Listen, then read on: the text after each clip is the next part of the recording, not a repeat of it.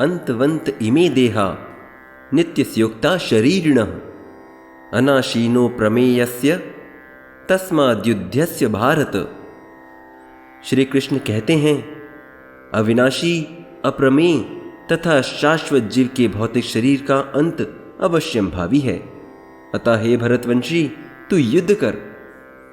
तात्पर्य यह है कि भौतिक शरीर स्वभाव से नाशवान है। इसे अनंत काल तक बनाए रखने की कोई संभावना नहीं, किंतु आत्मा सूक्ष्म और अविनाशी है। शत्रु इसे देख भी नहीं सकते, मारना तो दूर रहा। तो जीव जिस रूप में है, न तो उसे मारा जा सकता है और न ही शरीर को स्थायी रूप से बचाया जा सकता है। अतः ही दोनों दृष्टि में शोक करने का कोई कारण ही नहीं है।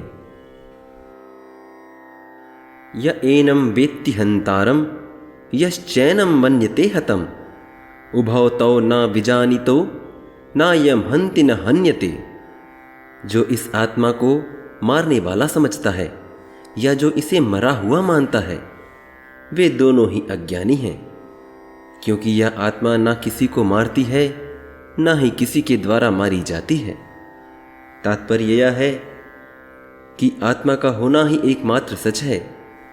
किसी के द्वारा सोचना कि हमने उसे मारा या किसी ने हमें मारा, यह सब ममता और अहंकार वश होकर ही होता है। अहंकार वश इंसान यह सोचता है कि वह बहुत कुछ कर चुका है या कर सकता है। यह सब उसकी अज्ञानता है। न जायते म्रियते व कदाचित नायं भूत्वा भविता व न भूयः अजो नित्यः शाश्वतोऽयं पुराणो न हन्यते हन्यमाने शरीरे। यह आत्मा किसी काल में ना तो जन्म लेती है और ना ही कभी मरती है।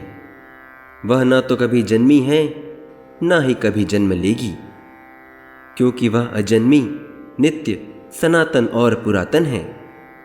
शरीर के मारे जाने पर भी यह नहीं मारी जाती। कभी कभी हम बादलों या किसी अन्य कारणवश सूर्य को आकाश में नहीं देख पाते, किंतु सूर्य का प्रकाश विद्यमान रहता है। यह हमें एहसास कराता है कि यह दिन का समय है।